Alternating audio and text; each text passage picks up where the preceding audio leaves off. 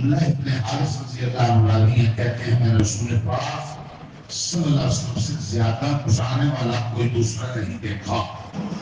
مسکرانا کافی لگا کر ہنسنا پسند نہیں ہے. اونچی اونچی آوازیں جائز ہے، پسند ہے. مسکرانا تبسم یہ آپنیت اور محبت اپنوں کے ساتھ آپ کا اسلام کا عموماً مزاج ہے. مسکرانا جیسے کہ حدیث میں آپ نے پڑھ لی. اور ڈاکٹر تو کہتے ہیں کہ 15-20 منٹ آدھا گھنٹہ روزانہ کافی لگا کر ہم سو کہ بہت سی بیماریوں کا علاج ہے. تو مسکرانا یہ بھی بہت پسند ہے.